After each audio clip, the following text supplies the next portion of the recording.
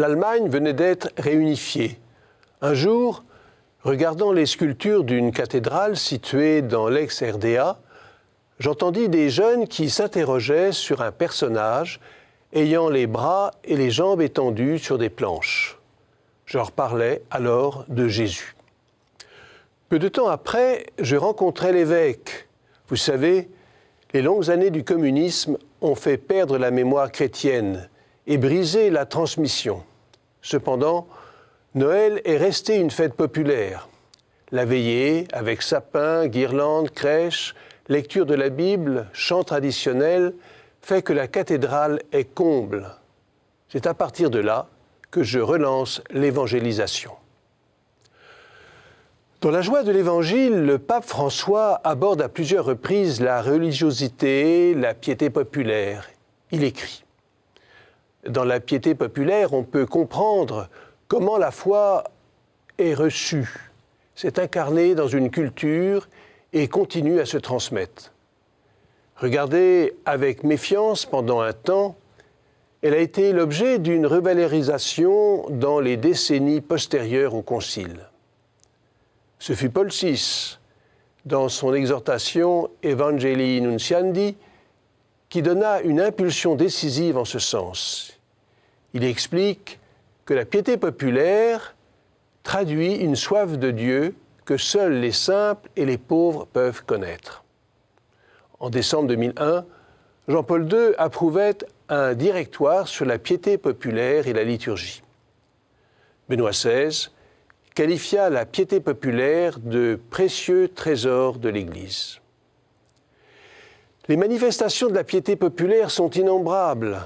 Pardon de Bretagne, Semaine sainte en Espagne, Ostension limousine, fête de Saint-Vincent, de Saint-Hubert, pèlerinage à Lourdes, à Compostelle, la médaille miraculeuse, la bénédiction de la mer. Humble cierge allumé dans une chapelle près de la statue d'un saint protecteur. Le bienfait de la religion populaire est de réunir toutes les générations et d'assurer une transmission de la foi. Le pape François dit encore « Les formes propres à la religiosité populaire sont incarnées parce qu'elles sont nées de l'incarnation de la foi chrétienne dans une culture populaire. Pour cela même, elles incluent une relation personnelle, non pas avec des énergies qui harmonisent, mais avec Dieu, avec Jésus-Christ, avec Marie, avec un saint. Ils ont un corps, ils ont des visages.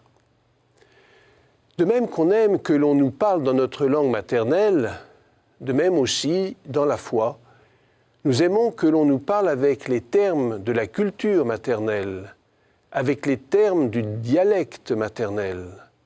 Et le cœur se dispose à mieux écouter. Cette langue est un don, est un ton qui transmet courage, souffle, force et impulsion. Dans la religion populaire, des déviances sont toujours possibles. Jésus chassa les marchands du temple, mais dans ce lieu que Jésus admirait tant, il y eut aussi l'aumône de la veuve dont il donna le geste en exemple. Je vous livre un souvenir. À Blois, quelques jours avant Noël, j'invitais beaucoup de Loir-et-Chériens à l'évêché, façon de rappeler la signification des fêtes de fin d'année. Une fois, un élu me dit « Elle est bien maigre, votre crèche. C'est loin d'une crèche de Provence. » Je lui répondis « Détrompez-vous, monsieur. Bien sûr, dans la crotte, vous ne voyez que Marie, Joseph, l'âne et le bœuf, près de la mangeoire encore vide. Mais les santons que vous regrettez, ils sont bien là, et même en chair et en os. Regardez plutôt. Le préfet et son épouse, les députés, le procureur, les pompiers, évidemment les curés et religieuses, vos collègues les maires. Tiens, celui-ci est un agriculteur de votre commune. » Après un bref silence, le dialogue reprit.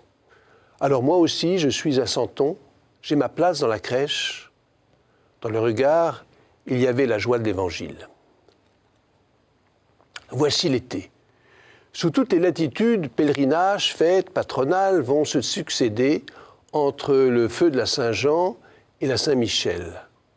le 26 juillet, je serai à Saint-Christophe-le-Jajolais, dans l'Orne, pour la bénédiction des voitures, motos, carrioles, avions, chevaux.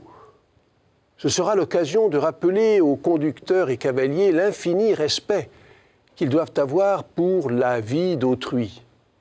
Mais au cours de l'été, la fête des fêtes est le 15 août, l'Assomption de la Vierge Marie.